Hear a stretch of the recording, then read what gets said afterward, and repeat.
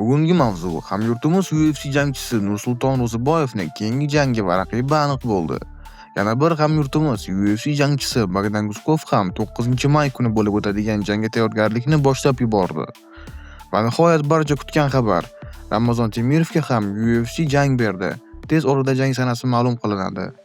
Sizdan bitta like va biz boshladik. Do'stlar, xabaringiz bor, Nursulton Ro'ziboyev keyingi jangini 27-iyunda Ozarbayjon Bakuda rossiyalik kuchli jangchi Andrey Pulyayevga qarshi o'tkazadi. Pulyayev asosan stoykada jang qiladi.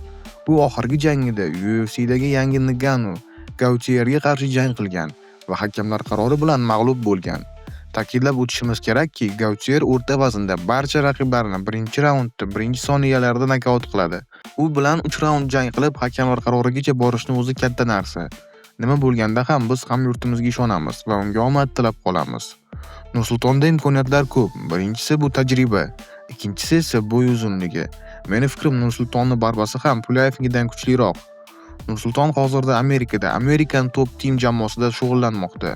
U yerda Dustin Poirier, Kamaru Usman, Michael Chandler va ko'plab mashhur UFC jangchilari shug'ullangan.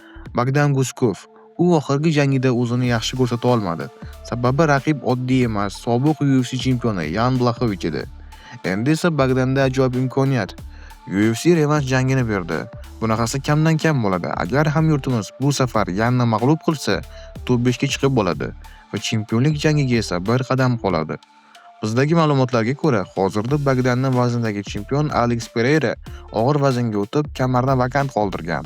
Bu kamarga esa 12-aprel kuni Irji Proxaska va Carlos Ulberg jang qilishadi.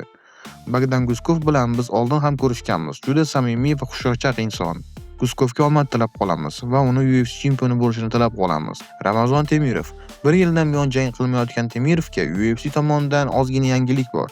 Buni Ramazon Temirovning o'zidan eshitishingiz mumkin. Assalomu alaykum. Ramazon aka, charchamayapsizmi? Rahmat. Boks qalay bo'lyapti aka? Yaxshi. Bizani boks nomerlari ham baribir dunyo bo'yicha inshaalloh o'zimizda yaqinda bo'yimiz aniq bo'lgan, xudo xohlasa shunga tayyorgarlik boshladik. Har doimgidek. Omad tilayman. Rahmat. Aka, qanday qilib boksyorlarni ko'rsatmaymi? Agar MMA bo'lganda ko'rsatasiz-da? Albatta. Do'stlar, UFC janglarini biz bilan birga jonli efir ko'rishingiz mumkin. Buning uchun shunchaki bizga obuna bo'lib, qo'ng'iroqcha tugmasini bosib qo'ying. Mehnatimiz uchun videoga like bosib, kommentda Olg'a O'zbekiston deb o'zbek bayroqlari bilan to'ldiramiz.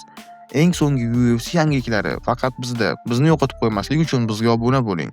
Apelsinda Telegram kanalimiz bor. Telegram kanalga o'tib olinglar. Barcha jonli UFC janglari shu yerda bo'ladi. O'zingizni ehtiyot qiling do'stlar.